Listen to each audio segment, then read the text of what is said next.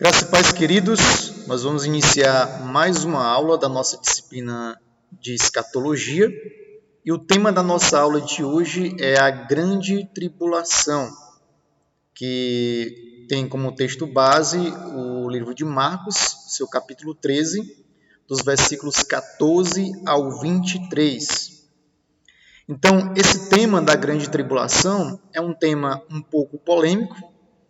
Algumas pessoas divergem quanto a este assunto, mas o nosso objetivo nessa aula não é trazer polêmica, mas sim esclarecimento e edificação daquilo que Jesus profetizou sobre as nossas vidas. Então, eu gostaria que você pegasse aí a sua Bíblia, pegasse um papel, uma caneta para anotar as informações importantes e aprender um pouco mais sobre esse assunto. E o texto de Marcos 13, do 14 ao 23, diz assim: Quando vocês virem um sacrilégio terrível, no lugar onde não deve estar, quem lê entenda, então os que estiverem na Judéia fujam para os montes. Quem estiver no telhado de sua casa, não desça, nem entre em casa para tirar dela coisa alguma. Quem estiver no campo, não volte para pegar o seu manto. Como serão terríveis aqueles dias para as grávidas e para as que estiverem amamentando.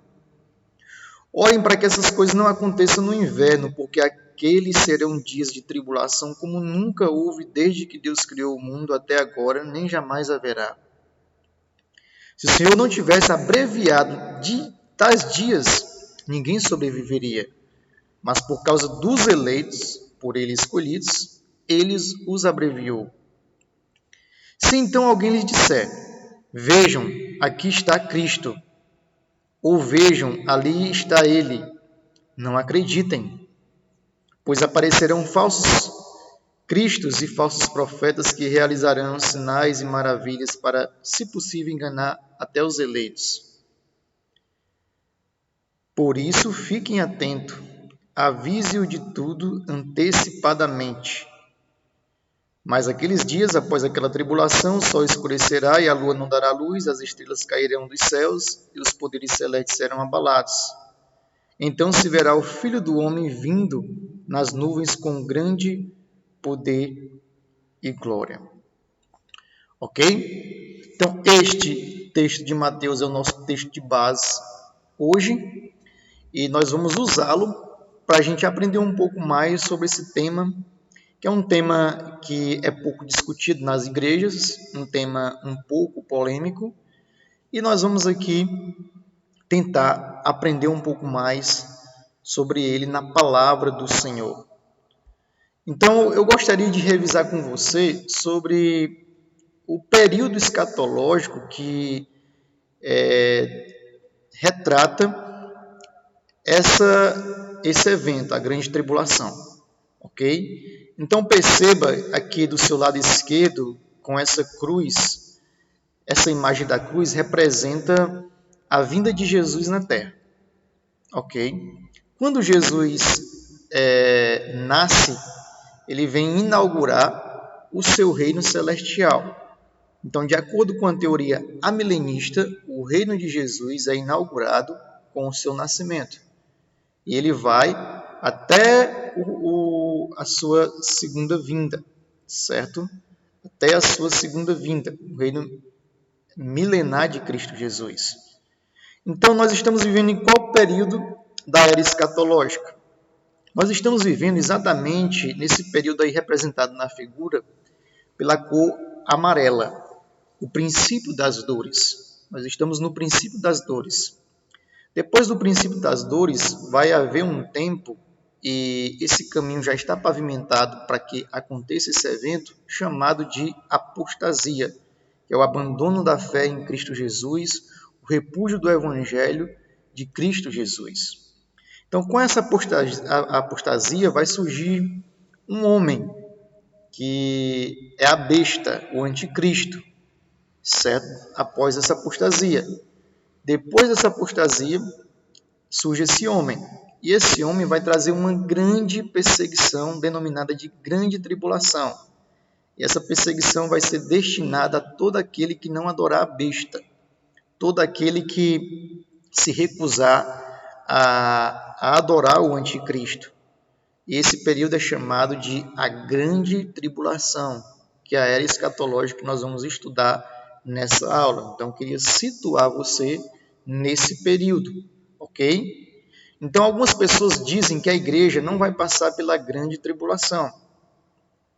Outras pessoas afirmam que sim, que a igreja vai passar pela Grande Tribulação. E aqui nessa aula eu vou defender a minha ideia de acordo com a minha interpretação, ok? Para que você possa ter uma noção do que é que vai acontecer nesse período escatológico, ok? Então, eu separei essa figura para você de um sorvete napolitano, para a gente ter uma ideia de como é esse sermão escatológico de Jesus. O sermão de Jesus é como um sorvete napolitano. Se você perceber, você vai dizer que esse sorvete ele tem apenas um sabor, certo? E a gente denomina de napolitano, ok? Mas esse sorvete é 3 em 1. Na verdade, ele tem 3 sabores, ok? Então, você percebe que o sorvete napolitano é composto pelo sorvete de chocolate, de creme e de morango. Assim também é o sermão escatológico de Jesus, um sermão profético de Jesus. O sermão de Jesus, ele é uma profecia só, mas dentro dessa profecia existem 3 profecias, ok? Ele fala de 3 acontecimentos históricos, ok? 2 já aconteceram no passado e 1 ainda vai acontecer, que é o que nós vamos estudar nessa aula. Então, Marcos 13:19 diz assim: porque aqueles dias serão dias de tribulação, como nunca houve desde que Deus criou o mundo até agora, nem jamais haverá. Então, que dias serão esses? Jesus responde: serão dias como nunca houve desde a criação do mundo, esses dias, certo? Serão dias singulares, certo? E até agora, né? Jesus olha para o passado, ok? E diz assim: olha só, serão dias como nunca houve até agora, até neste momento que eu estou falando. Nunca aconteceu. Só que ele diz algo mais interessante, ele diz: e nem jamais haverá. Depois que o que eu estou falando aqui acontecer, vai ser um dia tão singular na vida das pessoas que não haverá outro, nem antes, certo? E nem depois. Então, esses dias são chamados de a Grande Tribulação. Por que a Grande Tribulação?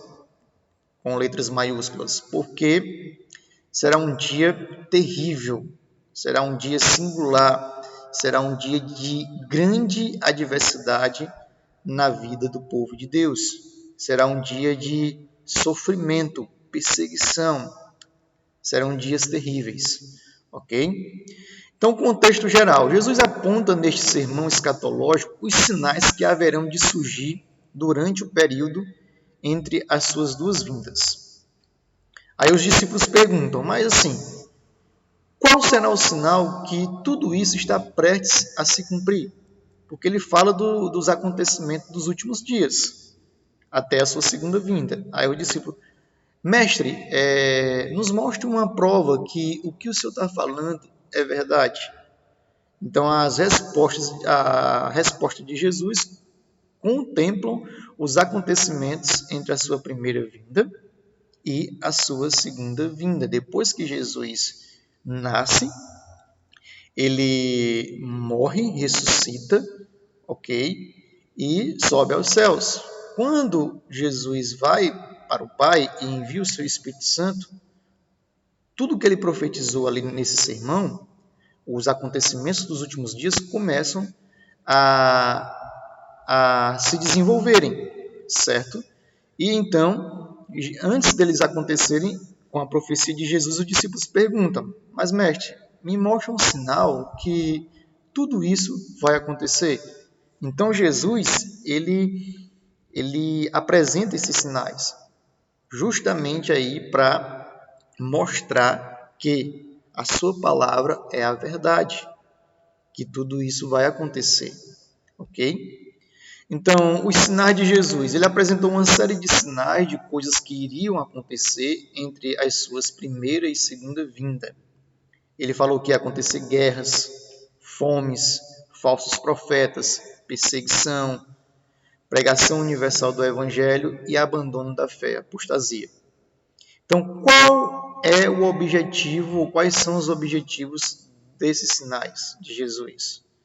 Primeiramente, confirmar que as suas palavras são verdadeiras. Esse é o objetivo específico de Jesus, porque ele disse que iria voltar. A ideia-chave ali do sermão é que ele vai voltar. Mas os discípulos dizem, mas me mostra algo que vai testificar isso, que vai provar que o que o senhor está falando é verdade, o senhor vai voltar. Pois olha só, antes de eu voltar, vai acontecer isso. Vai acontecer guerra, fome, pregação universal do evangelho, abandono da fé, perseguição da igreja. Então, quando isso começar a acontecer, olhem para o céu, que o Filho do Homem virá. Então, esses sinais que Jesus mostra é para testificar aquilo que ele falou, para mostrar que o que ele falou é verdade, certo? Então, esses sinais eles não servem para estabelecer um calendário de eventos, tentando descobrir a data da volta de Jesus. Não é esse o objetivo, certo? O objetivo de Jesus não é marcar o dia e o horário da sua segunda vinda. Esses sinais não nos ajudam a calcular a proximidade da vinda de Jesus e muito menos estabelecer uma data. Então, o que Jesus quis dizer foi exatamente isso: eu voltarei, e para dar segurança a vocês de que essa minha promessa é segura, eu vou dizer o que é que vai acontecer no mundo até eu voltar. Então, está acontecendo exatamente o que Jesus disse que haveria de acontecer. Então, ele profetizou fome. A terra sofre com o problema da fome. Ele profetizou que falsos profetas surgiriam. A terra sofre com o surgimento de falsos profetas. Ele profetizou a pregação universal do Evangelho. O Evangelho está sendo pregado de forma universal. Então é como se ele estivesse dizendo, olha só, eu falei que eu vou voltar, certo? Para vocês acreditar, eu vou falar coisas que irão acontecer antes de eu voltar. Está acontecendo fome? Tá. Eu falei que ia acontecer? Falou. Então está acontecendo. Eu falei que o Evangelho seria pregado de forma universal? Sim. Está acontecendo isso? Sim. Eu falei sobre o surgimento de falsos profetas? Sim. Está acontecendo? Sim. Pois eu falei que eu vou voltar. E eu vou voltar. Se o que eu falei está acontecendo, e se eu falei que eu vou voltar, é porque eu vou voltar. Esse é o objetivo de Jesus. Testificar aí, através desses acontecimentos, a veracidade de suas afirmações. Então, ele quer nos dar uma segurança. Ele profetizou sobre vários sinais e sobre a sua segunda vinda. Se muitos desses sinais já estão acontecendo, certamente a sua segunda vinda também acontecerá. Então, nós temos aqui uma dupla profecia. Os discípulos perguntam, quando acontecerão essas coisas? E qual será o sinal da tua segunda vinda? Do fim dos tempos? Então ele fala sobre a destruição do templo, nesse sermão. Ele fala sobre a sua segunda vinda. Ele fala do fim desse sistema mundial e das coisas que irão acontecer até lá. Então nós percebemos aqui que há vários assuntos dentro de uma mesma profecia. Há várias profecias dentro de uma profecia geral e elas estão misturadas, certo? E isso é comum na profecia bíblica. Muitas vezes o profeta dentro de uma profecia só, ele está falando de várias profecias. Então, Jesus responde a mesma pergunta no mesmo sermão, e há momentos que ele está falando da destruição do templo, há momentos que ele fala da sua segunda vinda, há momentos que ele está falando dos acontecimentos dos últimos dias, ok? Então, a gente precisa separar sobre o que Jesus Cristo está falando, certo? Separar esses assuntos para que a gente possa entender. Uma hora Jesus Cristo está olhando lá para trás, outra hora ele está falando do presente, outra hora ele fala do futuro. Precisamos ter cuidado de separar, ok? É como se você estivesse comendo ali o sorvete napolitano e alguém pedisse para você ter o cuidado de separar os sabores, para você não entender que é só um, ok? Então, vamos ver aqui um exemplo de profecia, onde o profeta ele lança uma profecia, só que dentro dessa profecia tem uma outra profecia misturada com ela, ok? Isaías 9,6 diz assim: porque um menino nos nasceu, um filho nos foi dado, e o governo está sobre os seus ombros. Aqui há uma dupla profecia. Muitas vezes a gente pensa que essa profecia primeiramente foi destinada a Jesus, mas Isaías, quando profetizou, ele estava falando de duas coisas como se fosse uma só. Ele profetiza o nascimento do rei Ezequias, que apontava para o nascimento de Jesus. Ok? Então, primeiramente, ele estava falando do nascimento de Ezequias. Talvez ele nem tinha ideia de que essa profecia falava de Jesus, ok? Mas ele profetiza sobre Jesus, certo? Então, a manifestação do abominável da desolação, ok? Diz assim, Marcos 13,14: quando vocês virem o sacrilégio terrível, ou seja, aquele que se levanta contra o sagrado, o abominável da desolação, aquele que traz coisas abomináveis para a igreja, no lugar onde não deve estar, então os que estiverem na Judéia, fuja para os montes. Jesus dá um conselho, ó, quando vocês virem ele, fujam para os montes, certo? Mas assim, quem é esse sacrilégio terrível? Vamos descobrir quem é esse sacrilégio terrível agora. O sacrilégio terrível, ele é uma figura escatológica que aparece em 3 períodos da história.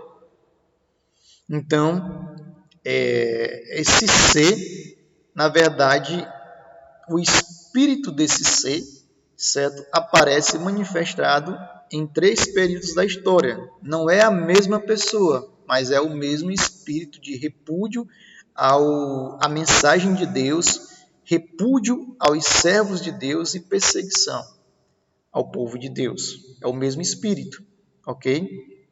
E ele se manifesta em 3 períodos diferentes da história. E nesse sermão de Jesus, ele fala sobre esse espírito de oposição a Deus e à igreja do Senhor, ok? E ele se manifesta em um homem poderoso em cada período desse da história. Primeira manifestação, ele foi manifestado no rei Antíoco IV Epifânio, que era um rei seleucida que profanou o templo de Jerusalém 150 anos antes de Cristo. Então, a primeira manifestação de um homem que se opõe àquilo que é sagrado, que se opõe a Deus, que se opõe ao povo de Deus, se manifesta no rei Antíoco IV Epifânio. A segunda manifestação é com o exército romano que cercou e destruiu Jerusalém no ano 70 depois de Cristo. Então, grave essa data. Ano 70 depois de Cristo, Jerusalém é sitiada pelo exército romano e destruída, juntamente ali com o seu templo, ok? Então, esse espírito de oposição vai se manifestar aí no cerco de Jerusalém e destruição do templo. E a terceira manifestação ainda não aconteceu, e ela vai acontecer com o anticristo, que ainda haverá de se manifestar na pessoa de um homem, certo, encarnado, ok? Então vamos falar aqui da primeira, certo? Jesus, em seu sermão escatológico, ele cita o livro de Daniel. Então ele vai lá atrás, na profecia de Daniel, e cita essa profecia. Então, Daniel, para você ter uma ideia, ele viveu 500 anos antes de Cristo. Ele falou 3 vezes a respeito desse espírito opositor, do sacrilégio terrível. Ele disse que esse homem que teria esse espírito de oposição à igreja e a Deus, ele seria um rei poderoso, certo? Que se levantaria. Ele faria cessar os sacrifícios no templo. Ele ali iria colocar fim em todo o trabalho que era feito no templo de Jerusalém. E ele colocaria o sacrilégio terrível, certo? Ele colocaria algo que ofenderia, certo, a religião dos judeus, certo? Então essa profecia, ela aponta para o rei que prefigura o anticristo. Então, esses 2 eventos que aconteceram, primeiramente com Antíoco Epifânio e segundo com o exército de Roma, o exército romano, cercando Jerusalém, esses 2 eventos apontam para o terceiro evento. Eles prefiguram a chegada do anticristo, ok? Certo? Então, ele profetizou na Babilônia, Daniel, que haveria de se levantar um rei contra o povo de Deus que tentaria acabar com o culto a Deus e estabelecer a abominação desoladora, ou seja, aquela perseguição que traz devastação, ok? Tanto ao culto a Deus, como também ao povo de Deus, certo? Então, olha só o que Daniel diz, Daniel 9, 27. Como muitos, ele fará uma aliança que durará uma semana. No meio da semana, ele dará fim ao sacrifício e à oferta, e numa ala do templo será colocado o sacrilégio terrível, até que chegue sobre ele o fim que está decretado. Ok? Então, Daniel, ele faz essa profecia sobre a primeira profecia dele aí no capítulo 9, o versículo 27. Tem aqui Daniel 11, 31 a 32. Suas forças armadas se levantarão para profanar a fortaleza e o templo, acabarão com o sacrifício diário e colocarão no templo o sacrilégio terrível. Com lisonjas corromperá aqueles que tiverem violado a aliança, mas o povo que conhece o seu Deus resistirá com firmeza. Daniel 12, 11. Depois de abolido o sacrifício diário e colocado o sacrilégio terrível, haverá 1290 dias. Então, são 3 profecias de Daniel sobre um rei que se levantaria para perseguir o povo de Deus, certo? E tentar acabar ali com os sacrifícios do templo. Ele apontava para uma pessoa, ok? Então, a primeira pessoa aqui é Antíoco IV Epifânio, certo? Ele apareceu 350 anos depois da profecia de Daniel e conquista Israel no ano 164 antes de Cristo, certo? Que é chamado ali o período interbíblico, onde você pode ler mais sobre esse período no livro de Macabeus, ok? Certo? Você pode ler um pouco sobre o que aconteceu nesse período. Ele começa uma intensa campanha de acabar com os costumes judeus e com o culto a Deus. Ele exigiu que os judeus aprendessem grego, mudar de religião e que parassem de guardar o sábado. Então, essas foram as exigências de Antíoco IV Epifânio. Ele queria acabar ali com a cultura judaica. Ele conquista Israel, certo? No ano 167 a.C., e ali decide acabar com a cultura judaica e com a religião do povo, certo? Ele tenta querer ensinar o povo grego, tenta acabar com a religião e pede para que os judeus parassem de guardar o sábado, ok? Então ele já começa a impor as suas exigências ao povo de Deus. ok? Então, 17 anos depois de sua conquista, no ano 150 a.C., devido às resistências dos judeus, porque os judeus não queriam aprender o grego ou parar de ofertar o sacrifício no templo. Então, como os judeus resistiram, o que ele mandou fazer? Ele mandou colocar um altar ao deus Zeus no templo de Jerusalém. Era o principal deus grego daquela época, o Zeus. Então, ele pede para erguer um altar justamente dentro do templo ali construído por Salomão e reconstruído no templo ali, no templo de Ageu. Ele mandou parar com esse sacrifício no templo, proibiu, e para completar sacrificou um porco no altar do templo.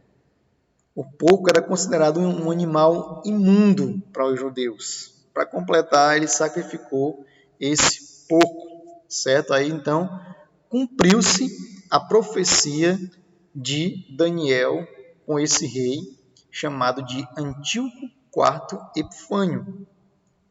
Daniel profetizou e então essa profecia foi cumprida na pessoa desse rei.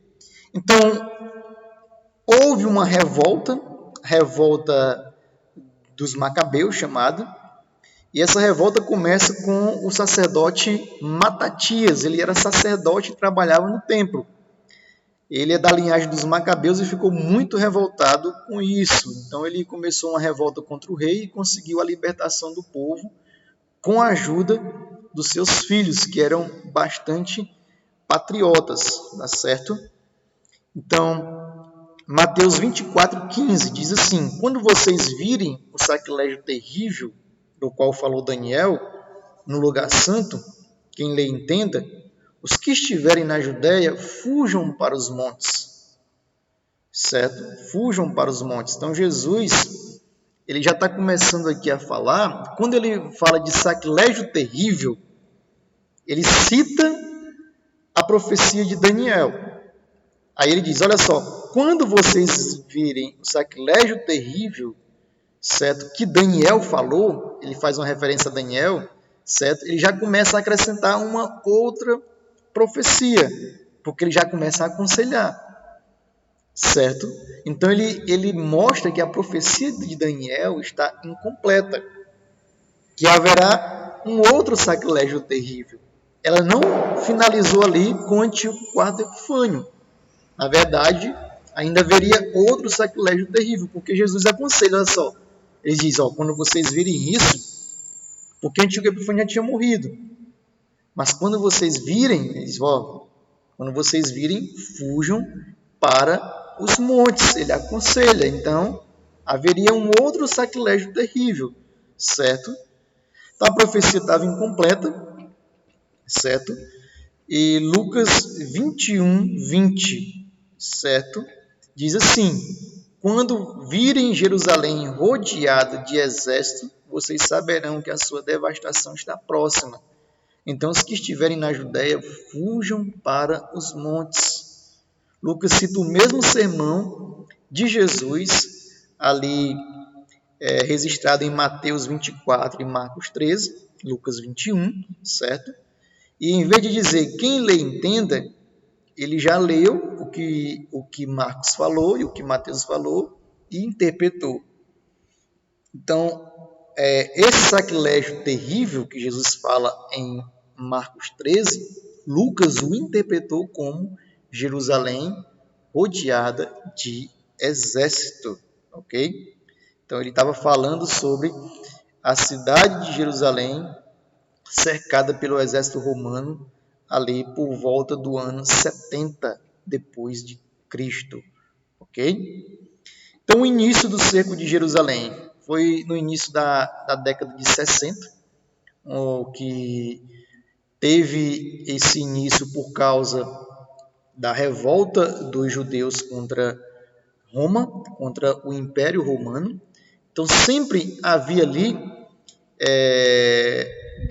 revoltas dos judeus contra o Império Romano. Sempre teve, antes do nascimento de Jesus, durante o ministério de Jesus e após o ministério de Jesus. Você vê, por exemplo, o Barrabás, que era uma das pessoas que ele participava desse grupo de revoltados contra o Império Romano. Ele foi preso não porque era um ladrão, ele foi preso porque ele fazia parte do grupo dos Zelotes, que constantemente se revoltavam contra o Império Romano. Então, qual o nome do imperador dessa época, da época do cerco de Jerusalém? O nome do imperador era Vespasiano. E esse Vespasiano, ele tinha um filho, o nome dele era Tito.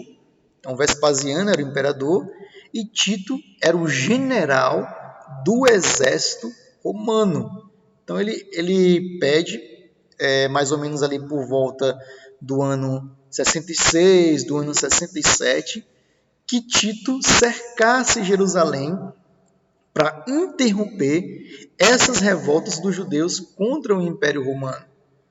Então, ele vai para Jerusalém, cerca toda a cidade e durante 3 anos a cidade ficou sitiada, ok? Cercada pelo general Tito, filho do imperador Vespasiano, ok? Então, quais foram as consequências desse cerco?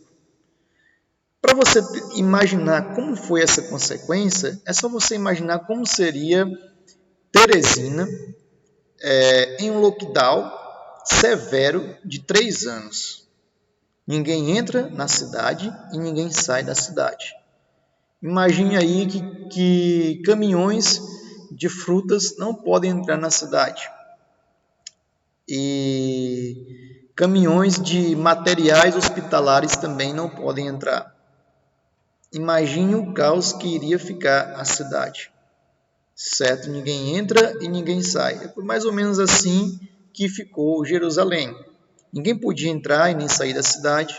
Muitos judeus morreram de fome e de sede.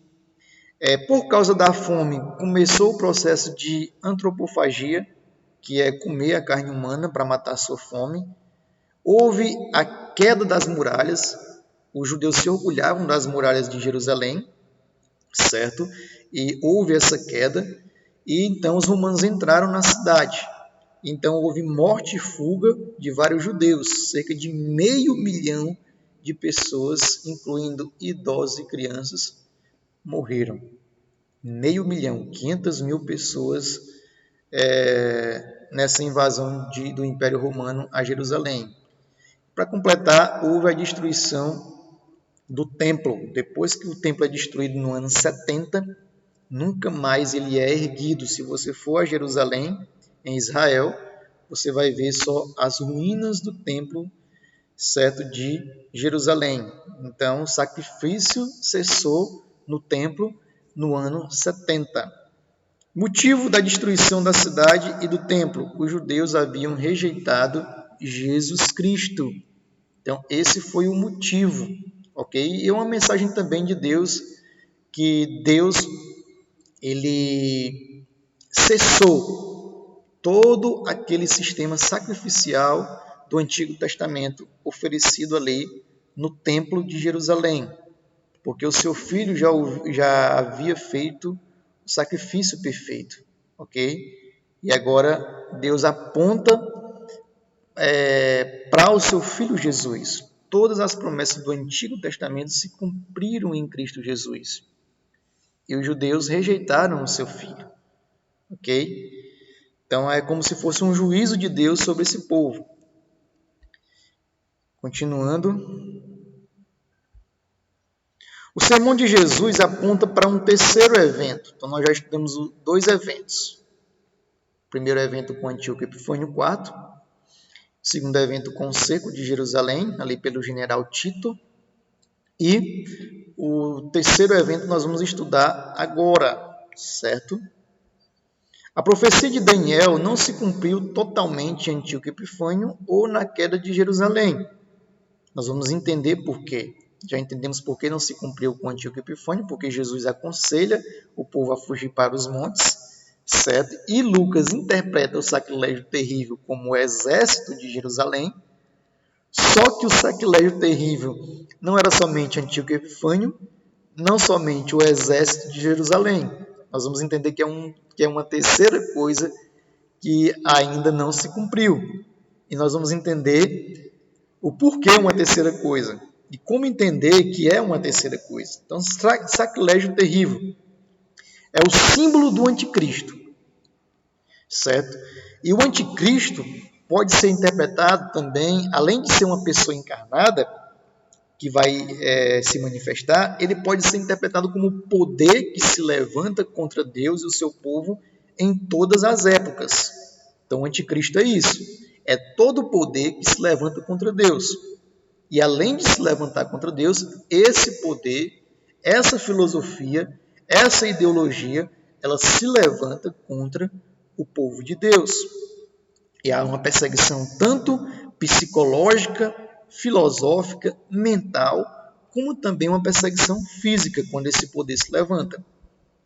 Então, Antíoco Epifânio e a destruição de Jerusalém no ano 70 expressam a perseguição de Satanás e do mundo contra o povo de Deus através da história.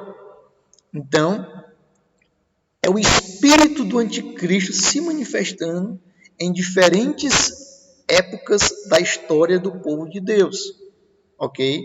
Na figura de reis, na figura de imperadores, ok? Certo? Então, esse espírito há de se encarnar definitivamente na figura de um homem, e esse homem é o anticristo, com um A maiúsculo, ok?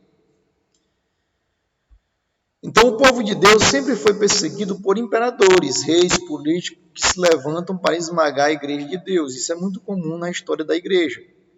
Então, o sacrilégio terrível é a expressão do poder e hostilidade contra a igreja através da história. Então, olha só o que é que diz Marcos 13:19. Aqueles serão dias de tribulação como nunca houve desde que Deus criou o mundo até agora, nem jamais haverá. Certo? Então, quando Jesus profetiza isso, ele está falando de duas coisas. Precisamos ter cuidado aqui para você entender. Ele fala de duas coisas. Primeiramente, quando ele profetiza, ele está falando da destruição de Jerusalém no ano 70. Certo? Destruição de Jerusalém no ano 70 pelo exército romano. Só que ele está falando de uma outra coisa. Por que a gente sabe que ele está falando de uma outra coisa? Porque ele fala isso, ó. Aqueles serão dias de tribulação, como nunca houve desde que Deus criou o mundo até agora. Então, até o ano 70 depois de Cristo, não houve nada igual antes com os judeus. Não houve uma perseguição igual. Não houve uma destruição igual. Não houve uma opressão igual até o ano 70. Ele diz até agora, certo? Só que ele fala uma outra coisa. Ele diz, e nem jamais haverá. Ele diz, essa destruição vai ser tão tremenda que não vai haver outra igual a ela. Essa opressão, essa perseguição vai ser tão tremenda, tão grande, por isso que chama da grande tribulação, que não haverá uma jamais igual a ela. Aí veio a destruição de Jerusalém no ano 70, só que a pergunta é, será se realmente nunca houve algo pior do que a destruição de Jerusalém? Será se nunca houve algo mais terrível? E a resposta é sim. Olha só, por exemplo, o Holocausto. No ano 70 morreram 500 mil pessoas. No Holocausto morreu de 5 a 6 milhões de judeus, cruelmente assassinados. Então, o Holocausto já supera a destruição do ano 70, ok? Então, a conclusão é, Jesus falou de outro período equivalente à terceira manifestação do anticristo, porque ele diz, nem jamais haverá. Se ele diz que nem jamais haverá, e o Holocausto superou a destruição do ano 70, é porque uma coisa vai acontecer que vai superar até mesmo o Holocausto, certo? Então vamos aqui continuar com a nossa aula para a gente entender isso. Marcos 13, do 24 ao 26. Naqueles dias, após aquela tribulação, o sol escurecerá, e a lua não dará sua luz. As estrelas cairão do céu, e os poderes celestes serão abalados.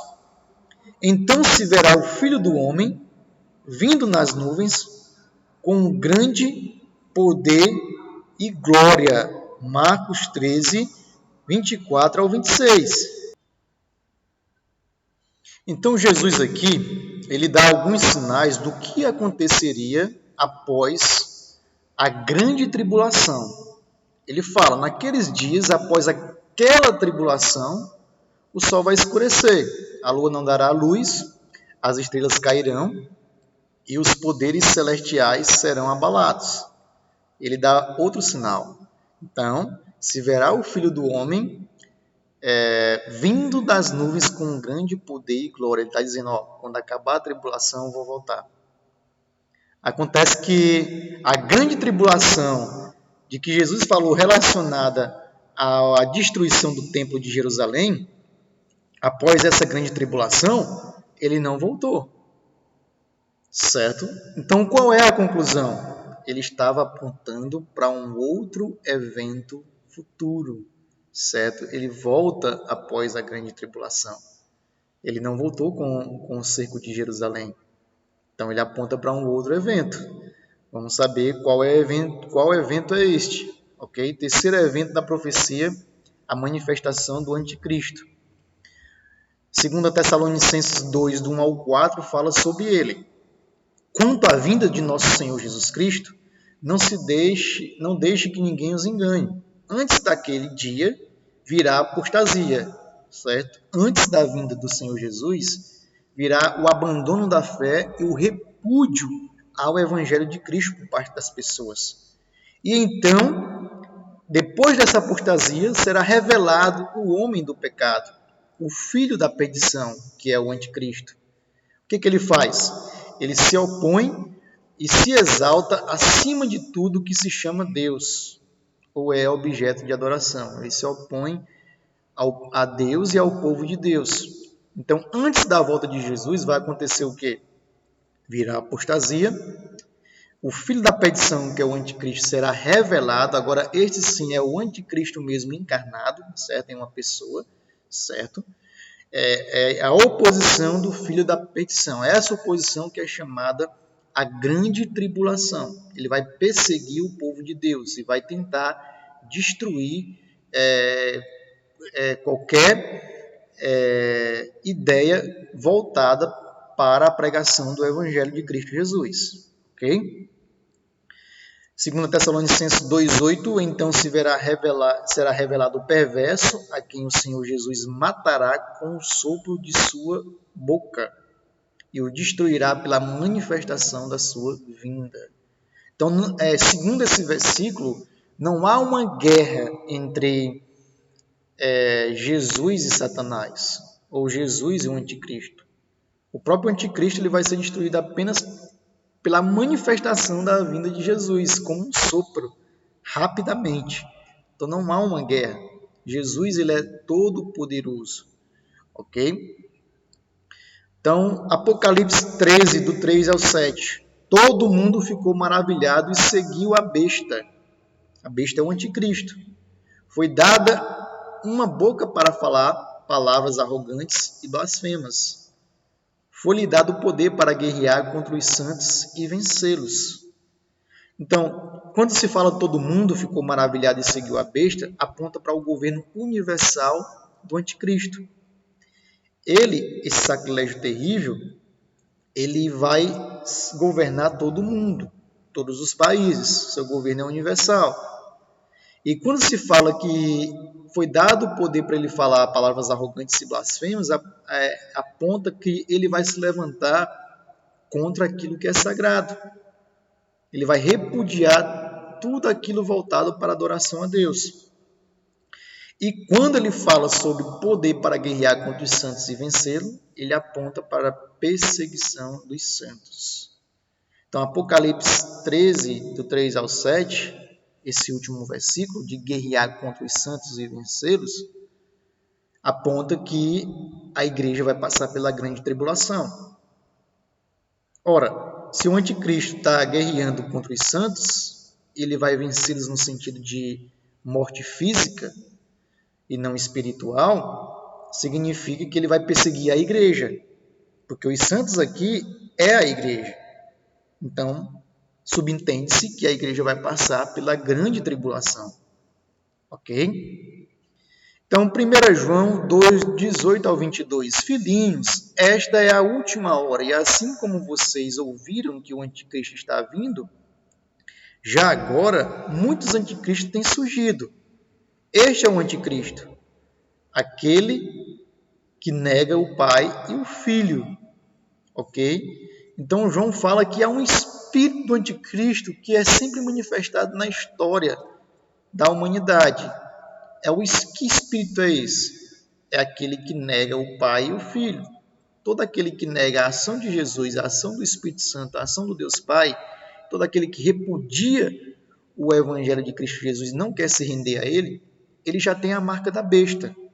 E a marca da besta é o espírito dessa besta presente na vida dessa pessoa que não enxerga Jesus como Salvador, como Senhor das suas vidas. Essa é a marca da besta. Ok? Então, primeiro, último período desse mundo. Surgimento de falsos profetas, líderes religiosos que negam a Jesus e querem tomar o seu lugar. Certo? Então, qual o papel do anticristo? Promover heresias e negar a divindade de Jesus. Esse é o papel do anticristo. Quem tem a marca da besta acredita nas filosofias humanistas, nas ideologias desse mundo, e não no Evangelho de Cristo. Qualquer sistema doutrinário que negue a Cristo e a salvação pela fé é uma manifestação do anticristo, certo? É a marca da besta. Ok? Então, a marca da besta não é algo físico, mas é algo espiritual. Aquele que tem essa marca não se rende a Cristo, a não ser que o Espírito Santo venha, apague essa marca e coloque a marca do Cordeiro, que é o Espírito Santo. 1 João 4,3. Todo espírito que não confessa Jesus não procede de Deus. Esse é o espírito do anticristo, acerca do qual vocês ouviram que está vindo e agora já está no mundo. Então, todo aquele que nega Jesus, que não confessa Jesus como Senhor e Salvador, ele não procede de Deus, é o espírito do anticristo. Então, da mesma forma que o Espírito de Deus age na igreja, o Espírito do Anticristo age na vida dos incrédulos, daqueles que não se rendem a Jesus. Ok? Então, uma pessoa, ela tem uma marca. Ou ela tem a marca do Espírito Santo, segundo lá o capítulo 1 de Efésios, ok? Ou ela tem a marca do Anticristo, que é a marca da besta. Ok? Ela já tem essa marca, se ela não tem uma vida dominada por Cristo. Ela já tem. Não é que ela vai escolher. Eu escolho ter a marca de Cristo ou eu escolho ter a marca do anticristo. Não. Na verdade, nós já nascemos com o espírito de não querer a Deus, de não confessar a Cristo como Senhor. Nós já nascemos com essa marca.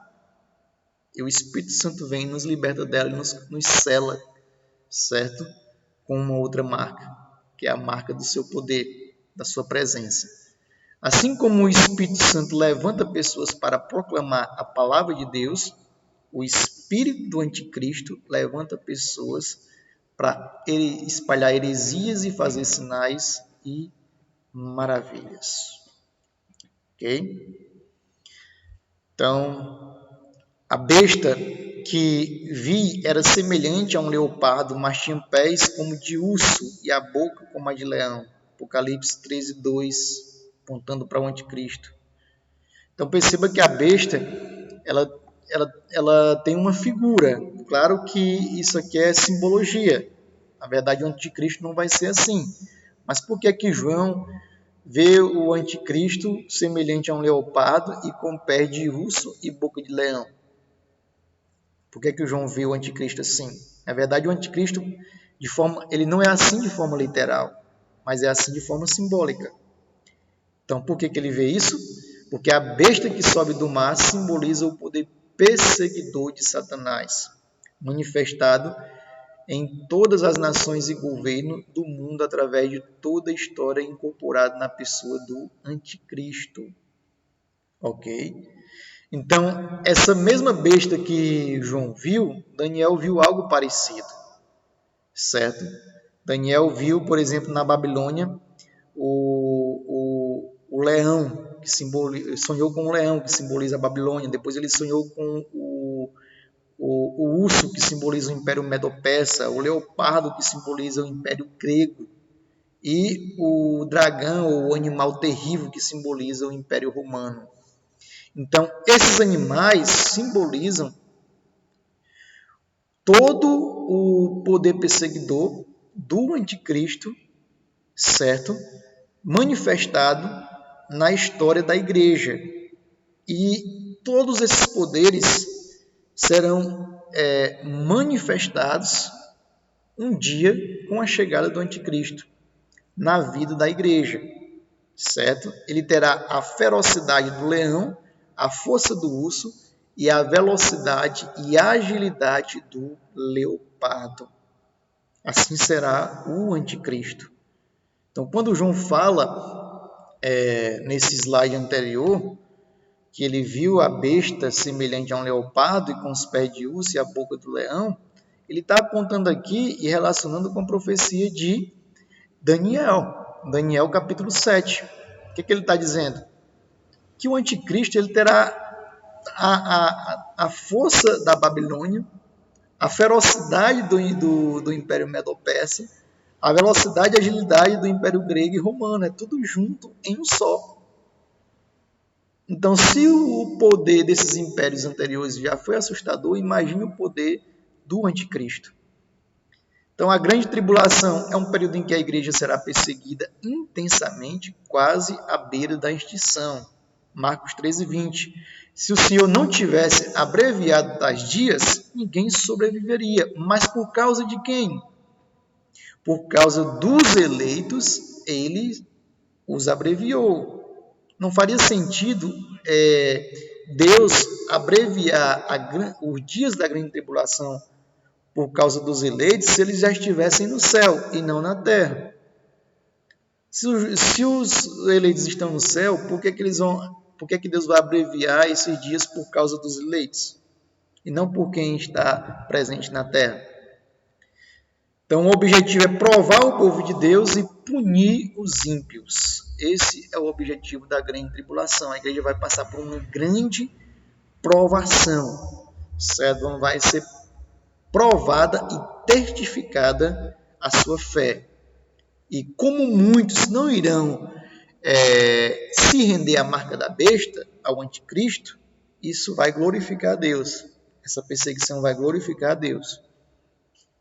Então, ele terá um governo opressor, o anticristo, foi-lhe dado o poder para guerrear contra os santos e vencê-los, no sentido de morte física. Apocalipse 13:10. Se alguém há de ir para o cativeiro irá. Se alguém há de ser morto à espada, a espada haverá de ser morto. Então, simboliza aí a perseguição a todo aquele que não adorar ao anticristo. Daniel 7:25, ele falará contra o Altíssimo, oprimirá os seus santos e tentará mudar os tempos e as leis. Os santos serão entregues na sua mão. Os santos serão entregues na sua mão. Se a igreja não vai passar por uma grande tribulação, então quem são esses santos que serão entregues na sua mão? Subentende-se que sim, que é a igreja que vai ser entregue em sua mão. Ok? Então, olha só, falará contra o Altíssimo, oprimirá os santos e tentará mudar os tempos e as leis. Você vê algo semelhante com os dias de hoje? Isso que Daniel está falando é muito semelhante. Só falta o anticristo se manifestar. Ok? Então, Perseguirá de forma cruel aqueles que recusarem a adorá-lo, se levantará contra o culto, igreja e toda expressão de fidelidade a Deus. Nesse tempo, a igreja de Cristo será uma igreja de Marte. Ok? Apocalipse 12, 11. A igreja preferirá a morte à apostasia. Então, essa força de preferir a morte do que abandonar a fé não vem de nós. Ela vem do Espírito Santo. Então, ela não vem da gente. Então, eles o venceram pelo sangue do Cordeiro e pela palavra do testemunho que deram. Diante da morte, não amaram a própria vida. Então, mesmo diante de uma ameaça de morte, nós não vamos amar a própria vida, certo? Não vamos amar a própria vida, mas sim vamos vencer pelo sangue do Cordeiro, pelo poder do Cordeiro, certo? Então, se Deus permitir que a nossa geração passe pela perseguição do anticristo, Ele mesmo nos capacitará para enfrentar a opressão, perda e morte. Essa força não vem de dentro, ela vem de Deus. O crente nominal vai fugir da morte, vai se render ao dragão, que é Satanás, e ao anticristo, porque o seu nome está no rol de membros, mas não no livro da vida. Ele vai preferir adorar a besta. É uma peneira, né? É um teste, a provação, a grande tribulação. Ela é uma aprovação, ela vai testificar a veracidade e integridade da nossa fé. E aqui muitos vão abandonar a Cristo, porque realmente nunca o conheceram, mas apenas eram membros de igreja. Então, eu queria analisar com você, já quase finalizando a nossa aula, eu queria analisar com você o versículo 10 do capítulo 3 de Apocalipse, que diz assim: visto que você guardou a minha palavra de exortação, a perseverança, eu então o guardarei da hora da provação, que está para vir sobre todo o mundo, para pôr à prova os que habitam na terra. Então, muitas vezes, esse versículo ele é usado para defender a ideia de que a igreja não passará pela grande tribulação. Mas a gente precisa ter o cuidado para realmente entender se realmente é isso que o versículo está falando, ok?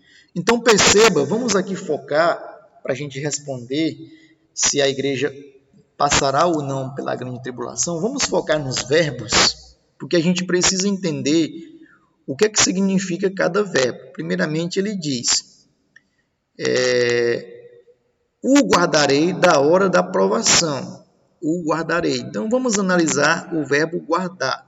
O que significa o verbo guardar? Guardar é manter vigilância sobre, vigiar, montar guarda. Exemplo, Atos 12, 5. Pedro então ficou guardado, ou seja, detido na prisão. E ordenou ao centurião guardar Paulo em prisão. Ok? Uma passagem aqui de Atos também. Manter sob custódia, vigiado. Significa isso. Pai Santo, guarda-os em teu nome. Então, o verbo guardar aqui, que é o mesmo verbo dessas passagens aqui que eu li, é o mesmo verbo de Apocalipse 3:10. Então, Pai Santo, guarda-os em teu nome significa proteger. Então, perceba o que significa o verbo guardar aqui nas passagens. Proteger, manter vigilância, deter, ou seja, guardar, certo? Então, guardar não é retirar, certo? Ou seja, tirar, ok? Não é tirar, ok? Então, vamos continuar. Agora, vamos ver o verbo tirar, usado na Bíblia em João 17,15, que a gente já viu o verbo guardar e o verbo retirar. Agora vamos ver o verbo retirar, no caso. Não rogo que os tire do mundo, mas que os guarde do maligno. Então, no grego, o verbo tirar é ares. Tirar, retirar. Ok?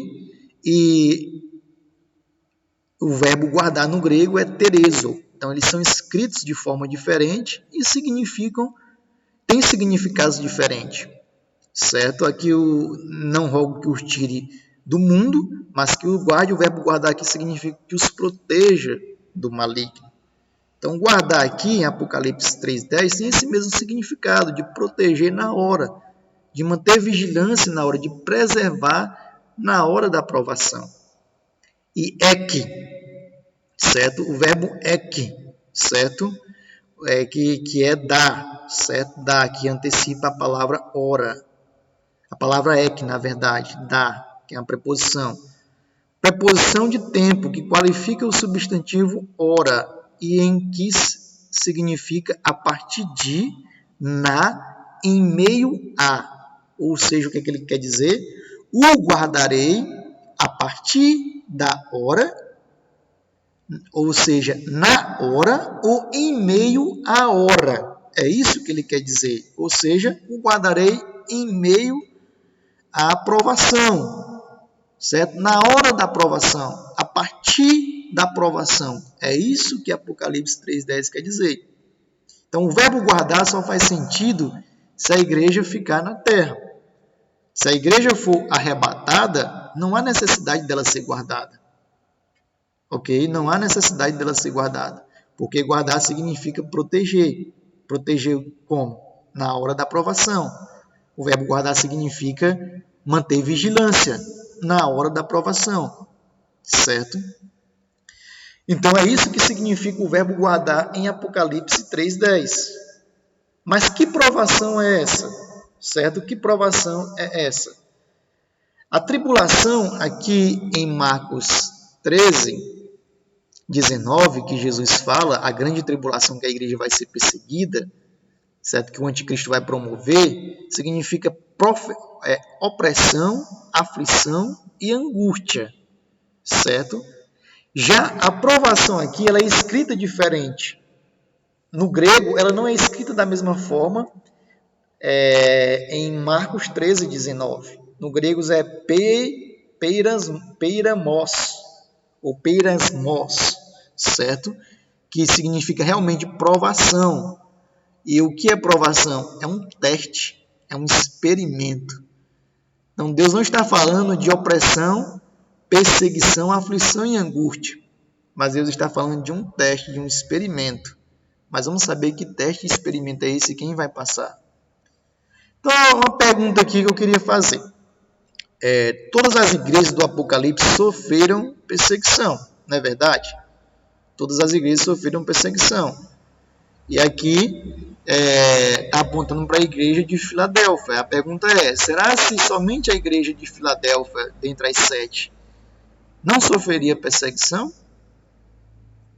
Somente a igreja de Filadélfia, porque essa palavra aqui de Apocalipse 3:10 é dirigida à igreja de Filadélfia. Ok? Das 7, somente a igreja de Filadélfia.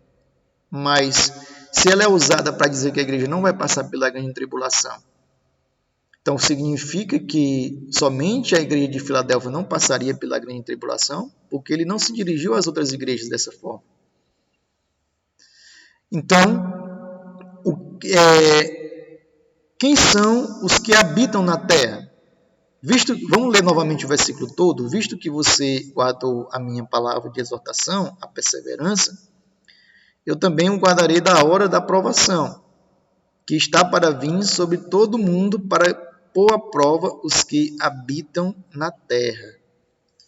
Então, vai pôr à prova os que habitam na terra. Quem são esses que habitam na terra? Olha só, Apocalipse 8:13 respondendo.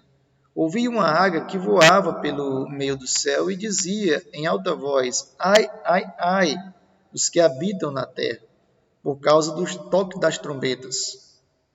O que significa os toques das trombetas? O juízo de Deus se manifestando na humanidade, que está prestes a ser dado pelos 3 anjos, ok?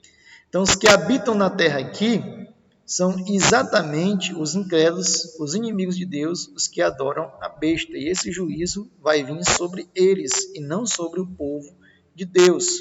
Então, Apocalipse 3:10, quando ele fala de provação, Ele está falando do juízo de Deus que vai vir sobre os que rejeitaram a Deus e adoraram a besta, certo?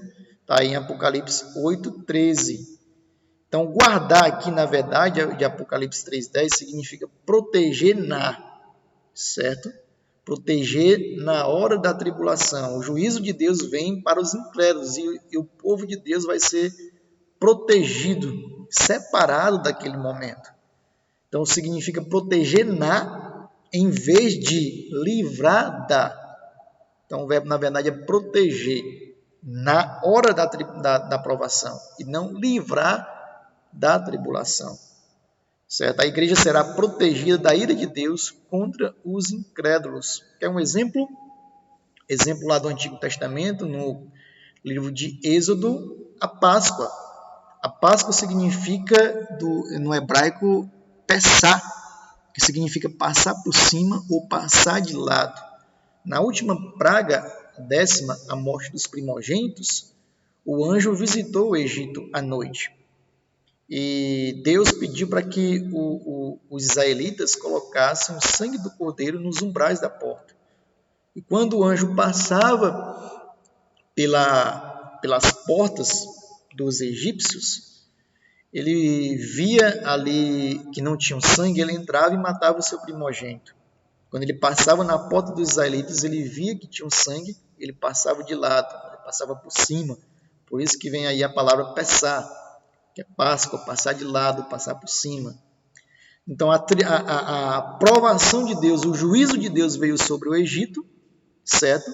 Mas o povo de Deus foi livre da aprovação, ok? Então, é isso que significa Apocalipse 3:10, certo? Então, a conclusão as palavras de Jesus são verdadeiras, com esse sermão a gente aprende isso. Podemos confiar em todas as promessas de Deus, porque elas são infalíveis. Devemos ter compaixão de todos os judeus, ok? Não é porque eles rejeitaram a Cristo Jesus que a gente vai odiar os judeus. Nós não podemos vê-los como os inimigos da humanidade. E ainda há esperança para Israel.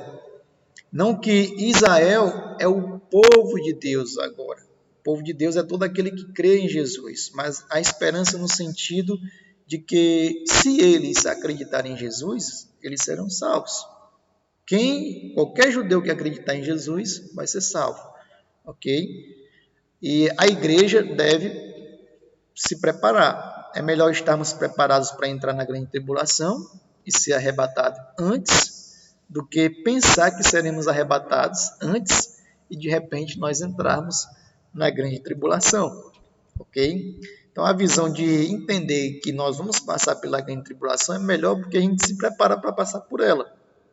Já pensou a gente não se preparar para passar por ela entendendo que vamos ser arrebatados antes dela e de repente a gente entrar nela? Vai ser uma grande aflição e angústia em nosso coração. O mundo não vai melhorar. Nós aprendemos com o sermão de Jesus que depois que ele profetiza